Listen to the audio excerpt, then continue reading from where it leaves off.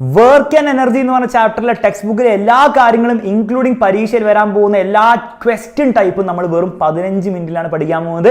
അപ്പോൾ ഈ 15 മിനിറ്റിൽ ഈ കംപ്ലീറ്റ് ചാപ്റ്റർ നിങ്ങൾക്ക് പഠിച്ചെടുക്കണമെന്ന് ആഗ്രഹം ഉണ്ടെങ്കിൽ ഈ വീഡിയോ ഫുൾ ആയിട്ട് നിങ്ങൾ കാണാം. ഓൾസോ വീഡിയോ യൂസ്ഫുൾ ആയെങ്കിൽ ഫ്രണ്ട്സിന് എല്ലാവർക്കും ഷെയർ ചെയ്യുക. കമന്റ് ബോക്സിൽ ഇഷ്ടമായെങ്കിൽ ഇഷ്ടമായെന്ന് കമന്റ് ചെയ്യാൻ ഒരു മടിയും കാണിക്കരുത്. നമുക്ക് ചാപ്റ്റർ സ്റ്റാർട്ട് ചെയ്യാം. ആദ്യം നമുക്ക് പഠിക്കാനുള്ളത് എന്താണ് ഈ വർക്ക് അഥവാ പ്രവൃത്തി എന്നാണ്. വളരെ സിമ്പിളായി പറഞ്ഞാൽ അത്രയേ ഉള്ളൂ. ഒരു സാധനത്തിന് നിങ്ങൾ മുന്നോട്ട് നീക്കണമെങ്കിൽ നിങ്ങളൊരു ഫോഴ്സ് കൊടുക്കണം. ആ ഫോഴ്സ് കൊടുത്താൽ മുന്നോട്ട് നീങ്ങും, ഒരു ഡിസ്റ്റൻസ് നീങ്ങും, അഥവാ ഒരു ഡിസ്പ്ലേസ്മെൻറ്റ് ഉണ്ടാവും. അങ്ങനെ ഉണ്ടായാൽ ഫോഴ്സ് കൊടുത്ത് ഡിസ്പ്ലേസ്മെൻറ്റ് ഉണ്ടായാൽ നമ്മൾ പറയും അവിടെ വർക്ക് നടന്നു അഥവാ പ്രവൃത്തി നടന്നു എന്ന്. അപ്പോൾ വർക്കിന് ഡെഫിനിഷൻ എക്സാമിൽ ചോദിക്കാം. അപ്പോൾ എഴുതി വെക്കണം. Work is set to be done by a force if there is displacement for the object in the direction of the force. ഒരു വസ്തുവിൽ ബലം പ്രയോഗിക്കുകയും അതുമൂലം വസ്തുവിന് ബലത്തിൻ്റെ ദിശയിൽ സ്ഥാനാന്തരം സംഭവിക്കുകയും ചെയ്യുന്നുണ്ടെങ്കിൽ ബലം വസ്തുവിൽ പ്രവൃത്തി ചെയ്തു എന്ന് നമുക്ക് കണക്കാക്കാം. അങ്ങനെയാണ് ഫോഴ്സും ഡിസ്പ്ലേസ്മെന്റ് ഉണ്ടെങ്കിൽ വർക്ക് ഉണ്ട് എന്നുള്ള കാര്യം മനസ്സിലായി. അങ്ങനെയാണ് എത്രയാണ് work, what is the measure of work അഥവാ ഫോർമുല ഓഫ് വർക്ക്. ആ ഫോഴ്സും ഡിസ്പ്ലേസ്മെന്റ് മൾട്ടിപ്ലൈ ചെയ്യാം. വർക്ക് എന്ന് പറഞ്ഞാൽ ഫോഴ്സ് കൊടുത്തിട്ടില്ലേ, ഡിസ്പ്ലേസ്മെന്റ് ആയില്ലേ, ഫോഴ്സും ഡിസ്പ്ലേസ്മെന്റ് മൾട്ടിപ്ലൈ ചെയ്താൽ യു വിൽ ഗെറ്റ് വർക്ക്. വർക്കിന്റെ SI യൂണിറ്റ് മക്കളെ പഠിച്ചു വെച്ചാൽ ജൂൾ ആണ് എന്നുള്ള കാര്യം മനസ്സിലാക്കുക. വർക്ക് ഡയറക്ഷൻ ഇല്ലാത്ത ഒരു സ്കെയിലാർ ക്വാണ്ടിറ്റിയാണ്, വെക്റ്റർ ക്വാണ്ടിറ്റി അല്ല എന്നുള്ള കാര്യം കൂടെ പഠിച്ചു വെക്കാം. ബേസ്ഡ് ആയിട്ട് ന്യൂമറിക്കൽ ചോദ്യങ്ങളൊക്കെ വരാം. ഒരു ബ്ലോക്കിൻ്റെ മുകളിലെ ഫോഴ്സ് 2 ന്യൂട്ടനാണ്, ഡിസ്പ്ലേസ്മെൻറ്റ് 3 മീറ്ററാണ്, വർക്ക് എത്രയാണ്, ഫോഴ്സിന് ഡിസ്പ്ലേസ്മെൻ്റ് ആണ് 2 × 3 ഇട്ട് കൊടുക്കുക, 6 ജൂൾ കിട്ടും. സിമ്പിളായിട്ട് ആൻസർ കിട്ടി. പരീക്ഷ ചോദിക്കാം വാട്ട് ഈസ് 1 ജൂൾ, അല്ലെങ്കിൽ ഡിഫൈൻ 1 ജൂൾ ഡിഫൈൻ ചെയ്യും പറയും. ഒന്നുമില്ല, വർക്കിൻ്റെ ഫോർമുല F/S എന്ന് എഴുതുക. 1 കിട്ടാൻ വേണ്ടി നമ്മൾ എന്ത് ചെയ്യണം, ഫോഴ്സ് 1 ആക്കുക, ഡിസ്പ്ലേസ്മെൻറ്റ് 1 ആക്കുക, 1 ന്യൂട്ടൺ × 1 മീറ്റർ ആക്കുക.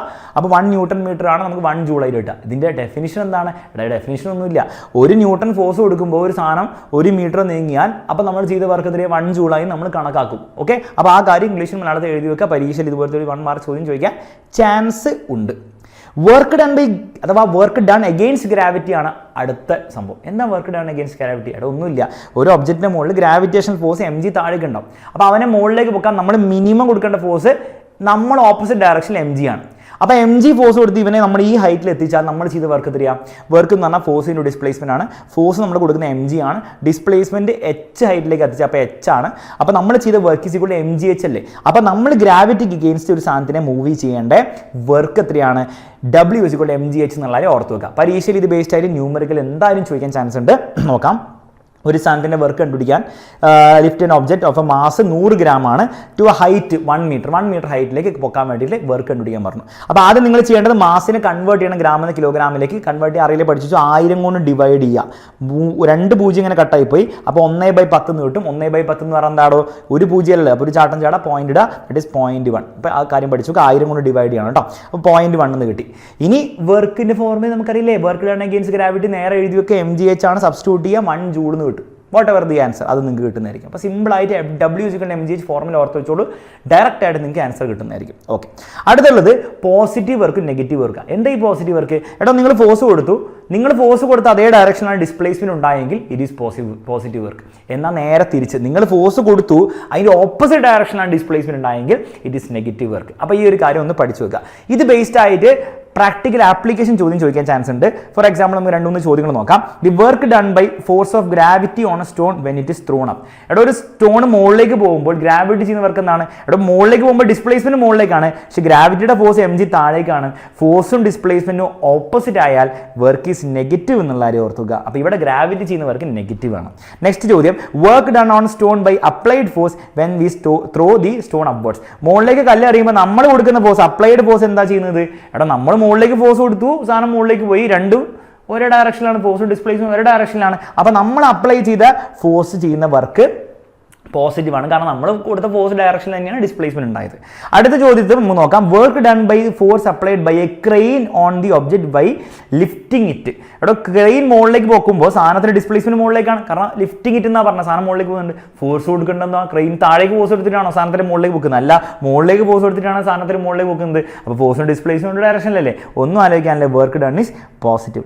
അടുത്ത ചോദ്യത്തിൽ ടെക്സ്റ്റ് ബുക്കിൽ ഒരു പ്രിന്റിംഗ് മിസ്റ്റേക്ക് വന്നിട്ടുണ്ട്. അതെങ്ങനെയാണ് മനസ്സിലാവുക വെച്ചാൽ മലയാളം ചോദ്യം ചോദിക്കുമ്പോൾ മനസ്സിലാവും. ഓക്കെ, അതായത് ബേസിക്കലി സെയിം ചോദ്യം തന്നെയാണ്. Work done by an object by crane അല്ല, gravity when the object lifted up. അപ്പോൾ ഒരു സാധനം മുകളിലേക്ക് പോകുമ്പോൾ ഗ്രാവിറ്റി ചെയ്യുന്ന വർക്ക് എന്താണ്? അവിടെ ഗ്രാവിറ്റി താഴേക്കല്ലേ ഉണ്ടാവുക, അപ്പോൾ ആലോചിച്ച് നോക്കി, ഗ്രാവിറ്റിയുടെ ഫോഴ്സ് താഴേക്ക് എന്നാൽ ഡിസ്പ്ലേസ്മെന്റ് മുകളിലേക്ക്, അപ്പോൾ ഗ്രാവിറ്റി ചെയ്യുന്ന വർക്ക് ഈസ് നെഗറ്റീവ് എന്നുള്ള കാര്യം ഓർത്ത് വെക്കുക. അപ്പോൾ ക്വസ്റ്റ്യൻ നമുക്ക് ഇവിടെ തെറ്റുണ്ട്.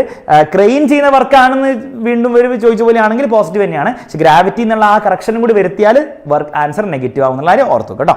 The work done by the force of gravity when coconut falls down. ഇവിടെ കോക്കനട്ട് താഴേക്ക് വീഴുമ്പോൾ ഡിസ്പ്ലേസ്മെന്റ് താഴേക്കല്ലേ, ഗ്രാവിറ്റിയും കൂടെ എപ്പോഴും താഴെ, ഗ്രാവിറ്റി എപ്പോഴും താഴേക്കാണ്. അപ്പോൾ ഈ ഒരു കേസിൽ ഗ്രാവിറ്റിയുടെ ഫോഴ്സും ഡിസ്പ്ലേസ്മെന്റും ഒരേ ഡയറക്ഷനിലാണ്. അപ്പോൾ ഗ്രാവിറ്റി ഇവിടെ പോസിറ്റീവ് വർക്കാണ് ചെയ്യുക. അപ്പോൾ ഇവിടെ ഒരു മണ്ടത്തരം നിങ്ങൾ കാണിക്കരുത്, അതായത് ഗ്രാവിറ്റി എപ്പോഴും നെഗറ്റീവ് ചെയ്യുക എന്നൊന്നും ഓർത്ത് വെക്കരുത്. അത് സിറ്റുവേഷനെ ഡിപ്പെൻഡ് ചെയ്യും. താഴേക്കാണ് ഒബ്ജക്റ്റ് വരുന്നതെങ്കിൽ ഗ്രാവിറ്റി പോസിറ്റീവ് വർക്ക് ചെയ്യുക, മുകളിലേക്കാണ് സാധനം പോകുന്നത് ഗ്രാവിറ്റി നെഗറ്റീവ് വർക്ക് ആയിരിക്കും ചെയ്യുക എന്നുള്ള രീതിയിലാണ് നിങ്ങൾ പഠിച്ചു വെക്കേണ്ടത്. ഓക്കെ, അടുത്ത സാധനമാണ് എനർജി. എന്താണ് energy? Energy is the ability to do work. പ്രവൃത്തി ചെയ്യാനുള്ള കഴിവിനെയാണ് നമ്മൾ ഊർജ്ജം എന്ന് വിളിക്കാം. എനർജിയുടെ യൂണിറ്റും വർക്കിൻ്റെ യൂണിറ്റും സെയിം ആണ്, ജൂളാണ്. എനർജിയും സ്കെയിലാർ ക്വാണ്ടിറ്റി ആണ്, വർക്കിനെ പോലെ തന്നെ എനർജിക്കും ഡയറക്ഷൻ ഒന്നുമില്ല. കുറേ ടൈപ്പ് ഓഫ് എനർജി നമ്മുടെ ലോകത്തുണ്ട്. ഇലക്ട്രിക്കൽ എനർജി ഉണ്ട്, മെക്കാനിക്കൽ എനർജി ഉണ്ട്, ഹീറ്റ് എനർജി ഉണ്ട്, ലൈറ്റ് എനർജി ഉണ്ട്, സൗണ്ട് എനർജി, വേറെ പലതരം എനർജി ഉണ്ട്. കുറച്ച് പേരുകളൊന്ന് പഠിച്ചു നോക്കുക, നമുക്ക് ഇനി അങ്ങോട്ട് നമ്മൾ കാണുന്നതായിരിക്കും കേട്ടോ. ഈ എനർജിയുടെ യൂണിറ്റ് SI യൂണിറ്റ് ജൂളൊക്കെ തന്നെ ആണെങ്കിലും മറ്റൊരു യൂണിറ്റ് ആണ് കാലറി. നമ്മുടെ ഫുഡിൻ്റെയൊക്കെ എനർജി നമ്മൾ കാലറിയിലാണ് പറയുക. അപ്പോൾ കാലറിയും ജൂളും തമ്മിലുള്ള ബന്ധം പഠിച്ചു വെച്ചു. 1 കാലറി എന്ന് പറഞ്ഞാൽ 4.2 ജൂളാണ്. അതേപോലെ 1 കിലോ കാലറി എന്ന് പറഞ്ഞാൽ 4200 ജൂളാണെന്നുള്ള കാര്യം ഓർത്ത് വെച്ചോ. ചിലപ്പോൾ 1 മാർക്കിൻ്റെ ഒരു ചോദ്യമൊക്കെ ഇവിടുന്ന് വരാൻ ചാൻസ് ഉണ്ട്. ആദ്യം നമുക്ക് ഈ ചാപ്റ്ററിൽ പഠിക്കണം മെക്കാനിക്കൽ എനർജിനെ പറ്റിയാണ്. മെക്കാനിക്കൽ എനർജി എന്ന് പറഞ്ഞാൽ സിമ്പിളാണ്. ഒരു സാധനം മോഷനിലാണെങ്കിൽ, ഒരു ക്രിക്കറ്റ് ബോൾ ഇങ്ങനെ പറന്നുകൊണ്ടിരിക്കുകയാണ് ആകാശത്ത് കൂടെ, അത് മോഷനിലാണെങ്കിൽ അവന് നമ്മൾ പറയും മെക്കാനിക്കൽ എനർജി അഥവാ യാന്ത്രിക ഊർജ്ജം ഉണ്ടെന്ന്. മെക്കാനിക്കൽ എനർജി മോഷനിലാവണം നിർബന്ധമൊന്നുമില്ല. ഫോർ എക്സാമ്പിൾ ഒരു തെങ്ങിൻ്റെ മണ്ടയിൽ നിൽക്കുകയാണെങ്കിൽ അവനും മെക്കാനിക്കൽ എനർജി ഉണ്ടെന്ന് പറയും. കാരണം ആ ഒരു പൊസിഷനിൽ നിൽക്കുമ്പോൾ നമുക്കറിയാം ഒരു കാറ്റാടി തേങ്ങ വല്ല മുറിഞ്ഞു പോയാൽ താഴേക്ക് വീഴും നമുക്കറിയാം. അപ്പോൾ അവന് എനർജി ഉണ്ടോ? എനർജി ഉണ്ട്, പക്ഷെ അവൻ മോഷനിലല്ല. അപ്പോൾ അങ്ങനെ പൊസിഷൻ കാരണമുള്ള എനർജീനെ നമ്മൾ മെക്കാനിക്കൽ എനർജി എന്ന് വിളിക്കും. അതായത് ബേസിക്കലി മെക്കാനിക്കൽ എനർജീനെ നമ്മൾ രണ്ടായിട്ട് ഡിവൈഡ് ചെയ്യും. ഒന്ന് പൊട്ടൻഷ്യൽ എനർജി, ദാറ്റ് ഈസ് സ്ഥിതികോർജ്ജം, മറ്റേത് കൈനറ്റിക് എനർജി വിച്ച് ഇസ് ഗതികോർജ്ജം. ഓക്കെ, മെക്കാനിക്കൽ എനർജിയുടെ ഡെഫിനിഷനും പഠിച്ചു വെക്കണം. Mechanical energy is the energy that objects acquire by virtue of their motion. ഒന്നെങ്കിൽ മോഷൻ അല്ലെങ്കിൽ പൊസിഷൻ ഓർ കോൺഫിഗറേഷൻ. എന്താണ് ഈ പൊസിഷൻ ഓർ കോൺഫിഗറേഷൻ എന്നുള്ളത് നമുക്ക് മനസ്സിലാക്കാം, പക്ഷേ ഈ ഡെഫിനിഷൻ ഒന്ന് നിങ്ങൾ പഠിച്ചു വെക്കുക. ഓക്കെ, 2 തരം മെക്കാനിക്കൽ എനർജി ഉണ്ട് നമ്മൾ പറഞ്ഞു. അതിൽ ആദ്യം പഠിക്കേണ്ട മെക്കാനിക്കൽ എനർജിയാണ് പൊട്ടൻഷ്യൽ എനർജി അഥവാ സ്ഥിതികോർജ്ജം. എന്താ സംഭവം? ബേസിക്കലി നിങ്ങൾ ഒരു കാറിനെ കൊണ്ടുപോയിട്ട് ഇതിൻ്റെ മണ്ടയിൽ കൊണ്ടേ വെച്ച് കഴിഞ്ഞാൽ കാറ് ഉരുണ്ട് വരും. അതായത് കാറിന് ഈ മണ്ടയിൽ നിൽക്കുമ്പോൾ, ഈ ഒരു പ്രത്യേക പൊസിഷനിൽ നിൽക്കുമ്പോൾ അവനെന്തുണ്ട്? ഒരു പൊട്ടൻഷ്യൽ എനർജി ഉണ്ട് അഥവാ സ്ഥിതികോർജ്ജം ഉണ്ട് എന്നുള്ള കാര്യം നമുക്ക് പറയാൻ പറ്റും. അത് മാത്രമല്ല, ഫോർ എക്സാമ്പിൾ ഒരു അമ്പ് നമ്മൾ ഇങ്ങനെ ബാക്കോട്ടേക്ക് വലിക്കുമ്പോൾ, വെറുതെ നിൽക്കുമ്പോൾ അവന് പൊട്ടൻഷ്യൽ എനർജി ഒന്നുമില്ല, പക്ഷേ ബാക്കോട്ടേക്ക് വലിച്ചിങ്ങനെ പിടിക്കുമ്പോൾ നമുക്കറിയാം അവനെന്നുണ്ട്, അവന് പൊട്ടൻഷ്യൽ ഉണ്ട്, വർക്ക് ചെയ്യാനുള്ള പൊട്ടൻഷ്യൽ ഉണ്ട്, പറന്നു പോകും നമുക്കറിയാം. അപ്പോൾ ഇങ്ങനെ പിടിച്ച് വലിച്ച ഈ ഒരു കോൺഫിഗറേഷനിൽ അല്ലേ, വെറുതെ വെക്കുമ്പോൾ അമ്പും വില്ലിനും പൊട്ടൻഷ്യൽ എനർജി ഇല്ല, പക്ഷേ ഇങ്ങനെ പിടിച്ച് വലിച്ച കോൺഫിഗറേഷനിൽ നമ്മൾ പറയും അവന് പൊട്ടൻഷ്യൽ എനർജി ഉണ്ട്. അപ്പോൾ ഒരു പ്രത്യേക കോൺഫിഗറേഷൻ കാരണമോ അല്ലെങ്കിൽ ഒരു പ്രത്യേക പൊസിഷൻ കാരണം ഉണ്ടാകുന്ന എനർജിനെയാണ് നമ്മൾ പൊട്ടൻഷ്യൽ എനർജി എന്ന് വിളിക്കുക. ഡെഫിനേഷനിലും അത് തന്നെയാണ് കൊടുത്തിരിക്കുന്ന കാര്യം പഠിച്ചു വെക്കുക, പരീക്ഷ ചോദിക്കും കേട്ടോ. ഇനി ഇവിടെ ഒരു കാര്യം നിങ്ങൾ ശ്രദ്ധിക്കേണ്ടത്, ഈ കോൺഫിഗറേഷൻ എന്ന് പറഞ്ഞാൽ ബേസിക്കലി ഷേപ്പ് മാറ്റാന്നേ ഉള്ളൂ. ഷേപ്പ് മാറ്റുമ്പോൾ ഒരാൾക്ക് പൊട്ടൻഷ്യൽ എനർജി ഉണ്ടാവുന്നെങ്കിൽ അതിനാണ് potential energy due to configuration എന്ന് വിളിക്കുക. അപ്പോൾ പരീക്ഷയിൽ ഇവിടുന്ന് ക്ലാസിഫൈ ചെയ്യാൻ പറയാം. പല ചോദ്യങ്ങൾ വെച്ചിട്ട് പൊസിഷൻ കാരണമാണോ കോൺഫിഗറേഷൻ കാരണമാണോ പൊട്ടൻഷ്യൽ എനർജി എന്നുള്ള കാര്യം ചോദിക്കാൻ ചാൻസ് ഉണ്ട്. നമുക്ക് ഓരോന്നായിരുന്നു നോക്കാം. എനർജി പൊസസ് ബൈ കോക്കനട്ട് ആണോ കോക്കനട്ട് ട്രീ? ആ പ്രത്യേക പൊസിഷൻ കാരണമല്ലേ, അല്ലാണ്ട് ഷേപ്പ് കാരണമല്ലല്ലോ. അപ്പോൾ this is due to position. Next, energy stored in compress spring. സ്പ്രിങ്ങിന്റെ ഷേപ്പ് ചേഞ്ച് ചെയ്യുമ്പോഴാണ് അവന് പൊട്ടൻഷ്യൽ എനർജി കിട്ടുക, അല്ലാണ്ട് അവന് പൊസിഷൻ നിങ്ങൾ എടുത്തിട്ട് ഇവിടെ സ്പ്രിംഗ് എടുത്തിട്ട് മണ്ട വെച്ചിട്ടൊന്നും കാര്യമില്ലല്ലോ. ഷേപ്പ് ചേഞ്ച് ചെയ്യണം, ദാറ്റ് ഈസ് കോൺഫിഗറേഷൻ ചേഞ്ച് ചെയ്യുമ്പോഴാണ് അവന് പൊട്ടൻഷ്യൽ എനർജി കിട്ടുക. Next, energy possess by water tank in stored tank. വാട്ടറിന്റെ സ്റ്റോർഡ് ടാങ്ക്, ഇവിടെ വെള്ളം മുകളിലായതുകൊണ്ടല്ലേ വെള്ളം താഴേക്ക് ഒഴുകി വരുന്നത്. അപ്പോൾ പൊസിഷൻ കാരണമാണ്, ഷേപ്പ് കാരണമാണ്. വെള്ളത്തിൽ ഷേപ്പ് നമ്മൾ മാറ്റുന്നില്ല, അപ്പോൾ പൊസിഷൻ കാരണമാണ്. Next, energy in the pole due to its bending during pole vault. Pole വോൾട്ടിൽ ജമ്പ് ചെയ്യുമ്പോൾ ഇങ്ങനെ ബെൻഡ് ചെയ്യുന്നുണ്ട്, ഷേപ്പ് മാറിയിട്ടാണ് പൊട്ടൻഷ്യൽ എനർജി കിട്ടുന്നത്. ഷേപ്പ് എന്ന് പറഞ്ഞാൽ ബേസിക്കലി കോൺഫിഗറേഷൻ ആണ്. അപ്പോൾ ഏത് പൊട്ടൻഷ്യൽ എനർജി ആണെന്ന് ഇതുപോലെ ചോദിക്കാൻ ചാൻസ് ഉണ്ട്. സിമ്പിളായിട്ട് നിങ്ങൾ ഉത്തരം കൊടുത്തോണം. ഒരു പ്രത്യേക പൊസിഷനിൽ കൊണ്ടുപോയി വെച്ചാൽ അവന് പൊട്ടൻഷ്യൽ എനർജി ഉണ്ടാവും നമുക്കറിയാം. എത്രയായിരിക്കും പൊട്ടൻഷ്യൽ എനർജി? അതിൻ്റെ ഇക്വേഷൻ വളരെ സിമ്പിളാണ്. നമ്മൾ എത്രയും വർക്ക് ചെയ്ത് അവിടെ എത്തിക്കാൻ വേണ്ടിയിട്ട് mgh അല്ലേ, അത്ര തന്നെ ആയിരിക്കും അവൻ്റെ പൊട്ടൻഷ്യൽ എനർജി. അപ്പോൾ പൊട്ടൻഷ്യൽ എനർജി ഡ്യൂ ടു പൊസിഷൻ്റെ ഇക്വേഷൻ പഠിച്ചു വെച്ചോ. ഇത് simply mgh. PE = mgh, potential energy mgh എന്ന് എഴുതാം. അല്ലെങ്കിൽ ടെക്സ്റ്റ് ബുക്കിലുള്ള പോലെ EP എന്ന് എഴുതാം. ഇതും പൊട്ടൻഷ്യൽ എനർജി തന്നെയാണ്, പക്ഷേ EP എന്ന് എഴുതിയാലും P എന്ന് എഴുതിയാലും mgh ആണ് ഫോർമുല എന്ന് പഠിച്ചു വെക്കുക. അത് ബേസ്ഡ് ആയിട്ട് ന്യൂമറിക്കൽ എന്തായാലും പരീക്ഷ ചോദിക്കാൻ ചാൻസ് ഉണ്ട്. മാസ് എത്രയാണ്, ഹൈറ്റ് എത്രയാണ്, what is potential energy when it is on the ground. ഇവിടെ ഗ്രൗണ്ടിൽ ഹൈറ്റ് എത്രയാണ്? ഗ്രൗണ്ടിൽ ഹൈറ്റ് 0 അല്ലേ, അപ്പോൾ mgh ഇട്ട് കൊടുത്താൽ h 0 ആയതുകൊണ്ട് ഗ്രൗണ്ടിൽ പൊട്ടൻഷ്യൽ എനർജി ഇല്ല. എന്നാൽ 8 മീറ്റർ ഹൈറ്റിൽ എത്രയായിരിക്കും? 8 മീറ്റർ ഹൈറ്റിൽ mgh ഇട്ട് കൊടുക്കുക. ജിക്ക് ഒന്നും പറഞ്ഞില്ലേ 9.8 ഇടണം കേട്ടോ. അവർ 10 എടുത്തോളം പറഞ്ഞാൽ 10 എടുത്തോളാം, അഥവാ 9 അല്ലെങ്കിൽ 9 ഇടണം. അങ്ങനെ ഇട്ട് കഴിഞ്ഞാൽ പൊട്ടൻഷ്യൽ ചാർജ് കിട്ടും, യൂണിറ്റ് ജൂളിലാണ്. അപ്പോൾ MGH ഫോർമുല ഉപയോഗിച്ച് സിമ്പിളായിട്ട് നിങ്ങൾക്ക് കണ്ടുപിടിക്കാവുന്നുള്ളൂ. രണ്ടാമത്തെ ടൈപ്പ് ഓഫ് മെക്കാനിക്കൽ എനർജിയാണ് കൈനറ്റിക് എനർജി അഥവാ ഗതികോർജ്ജം. മോഷൻ കാരണം ഉണ്ടാകുന്ന എനർജി. ഫോർ എക്സാമ്പിൾ സാധനം ഉരുണ്ടുകൊണ്ട് പോവുകയാണെങ്കിൽ അവിടെ അവന് കൈനറ്റിക് എനർജി ഉണ്ടെന്ന് പറയും. Kinetic energy possessed by an object by virtue of its motion. Actually ചലനം ഉണ്ടാവണം, അപ്പം ഉണ്ടാകുന്ന എനർജിയാണ് ഗതികോർജ്ജം. ഇക്വേഷൻ വളരെ സിമ്പിൾ ആണ്. കൈനറ്റിക് എനർജി എന്ന് പറഞ്ഞാൽ ഹാഫ് mv² ആണ് ഫോർമുല. m എന്ന് പറഞ്ഞാൽ അവൻ്റെ മാസ്, v എന്ന് പറഞ്ഞാൽ അവൻ്റെ സ്പീഡ്. ഇത് ബേസ്ഡ് ആയിട്ട് ന്യൂമറിക്കലി വരും. മാസ് എത്രയാണ്, സ്പീഡ് എത്രയാണ്, കൈനറ്റിക് എനർജി കണ്ടുപിടിക്കാൻ പറയും. ഹാഫ് mv² സബ്സ്റ്റിറ്റ്യൂട്ട് ചെയ്യുക, കൈനറ്റിക് എനർജി നിങ്ങൾക്ക് ജൂളിലാണ് അവസാന ആൻസർ കിട്ടുക. സിമ്പിൾ ആയിട്ടുള്ള ചോദ്യങ്ങൾ വരും. ഈ K = ഹാഫ് mv² എന്ന് പറഞ്ഞ ഫോർമുല എങ്ങനെ കിട്ടി എന്നുള്ളതിൻ്റെ ഡെറിവേഷൻ പരീക്ഷ ചോദിക്കാൻ ചാൻസ് ഉണ്ട്. വളരെ സിമ്പിൾ ഡെറിവേഷൻ ആണ്. ഒരു ഒബ്ജക്റ്റ് അവൻ്റെ initial velocity u = 0, final velocity v ആണ്. അവൻ്റെ മുകളിൽ നമ്മളൊരു ഫോഴ്സ് കൊടുത്തു, അവന് ഡിസ്പ്ലേസ്മെന്റ് ഉണ്ടാക്കിയെന്ന് വിചാരിക്കാം. അങ്ങനെയാണ് അവന് നമ്മൾ മുകളിൽ ചെയ്ത വർക്ക് എത്രയായിരിക്കും? വർക്ക് വളരെ സിമ്പിൾ ആണ്. ഫോഴ്സിന് ഡിസ്പ്ലേസ്മെന്റ് ആണ്. ഫോഴ്സിന് വരെ നമുക്ക് MA എന്ന് ഇട്ട് കൊടുക്കാം. അപ്പോൾ MA × ഡിസ്പ്ലേസ്മെന്റ് കിട്ടും. അപ്പോൾ അവിടെ നമുക്ക് പോസ് ചെയ്യാം. എന്തിനാ പോസ് ചെയ്യുന്നത്? നമുക്ക് ഇക്വേഷൻ ഓഫ് മോഷനിൽ പഠിച്ച v² = u² + 2as ഉപയോഗിക്കാം. അതൊന്ന് നമ്മൾ u0 അല്ലേ, ഇനീഷ്യൽ വെലോസിറ്റി ഇല്ലാത്തതുകൊണ്ട് v² = 2as എന്ന് എഴുതാം. ഇതിൽ 2 ഇങ്ങോട്ട് കൊണ്ടുപോയാൽ as = v²/2 എന്ന് കിട്ടും. സാർ as കിട്ടിയിട്ട് എന്താ കാര്യം? എടോ ഈ as കൊണ്ടുപോയി നമ്മൾ എന്ത് ചെയ്യുന്നു? ഈ as ഇല്ല, ഇവിടെ ഒരു as ഇല്ല, അവിടെ കൊണ്ട് റിപ്ലേസ് ചെയ്യുന്നു. അപ്പോൾ നമുക്ക് വീണ്ടും വർക്ക് = MAS എന്നാണ്.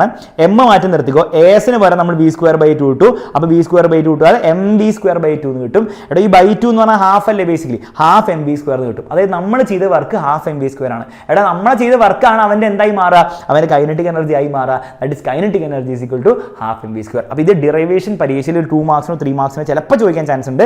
ഒന്ന് പഠിച്ചു വെച്ച് കഴിഞ്ഞാൽ നമുക്ക് ഈസി ആയിട്ട് ചെയ്യാൻ പറ്റും. കൈനറ്റിക് എനർജി കഴിഞ്ഞു. നെക്സ്റ്റ് നമുക്ക് പഠിക്കാൻ പോകുന്നത്, എടോ നമ്മളൊരു 10 ജൂൾ ഇലക്ട്രിക് എനർജി കൊടുത്തു കഴിഞ്ഞാൽ ഒരു അയൺ ബോക്സ് അത് എന്താക്കി മാറ്റും? അത് ഹീറ്റ് എനർജി ആക്കി മാറ്റും, ചൂടാക്കി മാറ്റും. എത്ര ഹീറ്റ് എനർജി ആക്കി മാറ്റും? 10 ജൂൾ തന്നെ ആക്കി മാറ്റും. അല്ലാണ്ട് 11 ജൂൾ ആക്കി മാറ്റാനുള്ള കഴിവൊന്നും അവനില്ലല്ലോ. അതായത് ബേസിക്കലി കൊടുക്കുന്ന എനർജി കംപ്ലീറ്റ്ലി മറ്റൊരു എനർജി കൺവേർട്ട് ആവും. അവിടെ എനർജി കൂട്ടാനോ കുറയ്ക്കാനോ പറ്റില്ല എന്നുള്ള കാര്യം പഠിച്ചു വെക്കുക. അതിനാണ് നമ്മൾ law of conservation of energy എന്ന് വിളിക്കുക, ഊർജ്ജ സംരക്ഷണ നിയമം. Energy can neither be created nor be destroyed. കൂട്ടാനോ അല്ലെങ്കിൽ ഉണ്ടാക്കാനോ അല്ലെങ്കിൽ ഡിസ്ട്രോയ് ചെയ്യാനോ കഴിയില്ല. വൺ ഫോം ഓഫ് എനർജി എന്ത് ചെയ്യാൻ പറ്റും? One form of energy can be converted into another forms of energy without loss or gain of energy. ഒരു എനർജിനെ മറ്റൊരു എനർജി ആക്കി മാറ്റാൻ നമുക്ക് പറ്റും. അതിൻ്റെ ഇടയിൽ കൂടുതൽ എനർജിയോ അല്ലെങ്കിൽ കുറവ് എനർജിയോ അങ്ങനെയൊന്നും പറ്റില്ല. 10 ജൂളാണ് 10 ജൂളായി മാറും, അത്രേ ഉള്ളൂ. ആ 10 ജൂൾ ഹീറ്റ് എനർജി തന്നെ ആവണമെന്നില്ല. 10 ജൂൾ കുറച്ച് ഹീറ്റും കുറച്ച് ലൈറ്റും എന്തൊക്കെ ആയിക്കോട്ടെ, പക്ഷെ അവസാനം 10 ജൂളായി മാറുള്ളൂ എന്നുള്ള കാര്യം ഓർത്ത് വെക്കുക. അപ്പോൾ ഊർജ്ജ സംരക്ഷണ നിയമത്തിൻ്റെ സ്റ്റേറ്റ്മെന്റ് പഠിച്ചു വെക്കണം. അപ്പോൾ ഈ ഒരു കാര്യം ടെക്സ്റ്റ് ബുക്കിൽ വളരെ ഇമ്പോർട്ടൻ്റ് ആയിട്ട് അവർ ഒരു ഡാമിൽ എങ്ങനെയാണ് ഇലക്ട്രിക്കൽ എനർജി ഉണ്ടാക്കുന്നതിൻ്റെ സംഭവം പഠിപ്പിക്കുന്നുണ്ട്. അത് ബേസ് ചെയ്ത് ചോദ്യം 1 മാർക്കിന് വരാൻ വളരെയധികം ചാൻസ് ഉണ്ട്. സംഭവം ഇത്രയേ ഉള്ളൂ. റിസർവോയറിൽ നല്ല ഹൈറ്റിൽ വെള്ളം സ്റ്റോർ ചെയ്ത് വെക്കും. അപ്പോൾ വെള്ളത്തിന് നല്ല പൊട്ടൻഷ്യൽ ചാർജ് ഉണ്ടാവുമല്ലോ. എന്നിട്ട് അതൊരു പെൻസ്റ്റോക്ക് പൈപ്പ് വഴി ഒഴുക്കി വിടും നല്ല ഫോഴ്സിൽ. അപ്പോൾ പെൻസ്റ്റോക്ക് പൈപ്പിലൂടെ ഇവ ഒഴുകി വരുമ്പോൾ അവന് കൈനറ്റിക് എനർജി ഉണ്ടാവും, മോഷൻ ഉണ്ട്.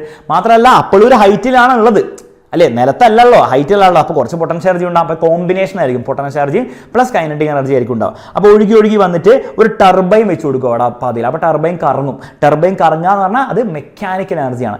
ആ മെക്കാനിക്കൽ എനർജി കാരണം ഇവിടെ ഒരു ജനറേറ്റർ വെച്ച് കൊടുക്കും. ആ ജനറേറ്റർ എന്തുണ്ടാക്കും? ഇലക്ട്രിക്കൽ എനർജി ഉണ്ടാക്കും. ആ ഇലക്ട്രിക്കൽ എനർജി അഥവാ ഇലക്ട്രിസിറ്റിയാണ് നമ്മുടെ വീട്ടിലെത്തുന്നത്. അപ്പോൾ ഈ ഒരു എനർജി കൺവേർഷൻ സംഗതി ഒന്ന് ഓർത്തുക, പരീക്ഷയിൽ ചോദിക്കാൻ ചാൻസ് ഉണ്ട്.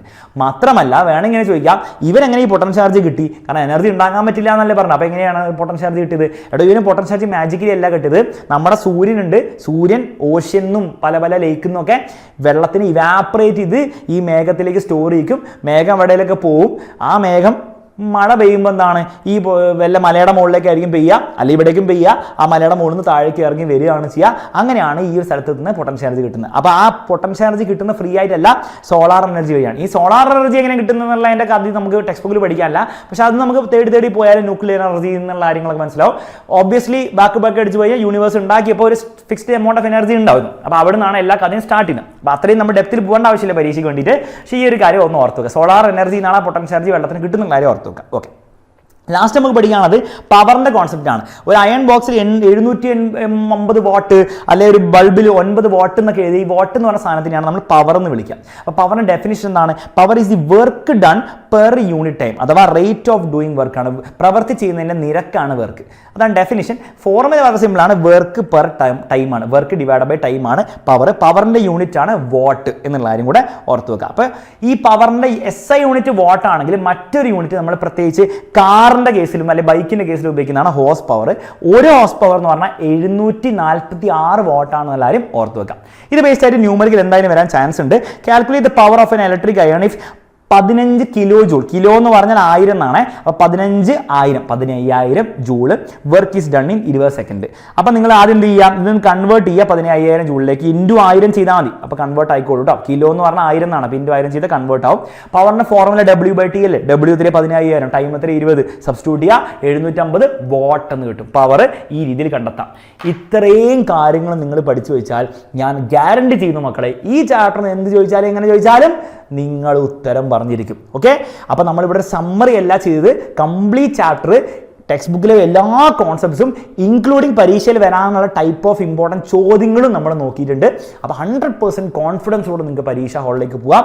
ഈ ഒരു വീഡിയോ നിങ്ങൾക്ക് യൂസ്ഫുൾ ആയി തോന്നുകയാണെങ്കിൽ എല്ലാ ഫ്രണ്ട്സിനും നിങ്ങൾ ദയവായി ഷെയർ ചെയ്യണം. എല്ലാവർക്കും പെട്ടെന്ന് പഠിച്ചെടുക്കാൻ ഭയങ്കര യൂസ്ഫുൾ ആയിട്ടുള്ള വീഡിയോ ആയിരിക്കും. ഓൾസോ കമന്റ് ബോക്സിൽ ഇഷ്ടമായെന്ന് കമന്റ് ചെയ്യാൻ ഒരു മടിയും നിങ്ങൾ കാണിക്കരുത്. മറ്റൊരു വീഡിയോ നമുക്ക് വീണ്ടും കാണാം. എല്ലാവർക്കും പരീക്ഷയ്ക്ക് വേണ്ടി all the best. Bye bye and take care.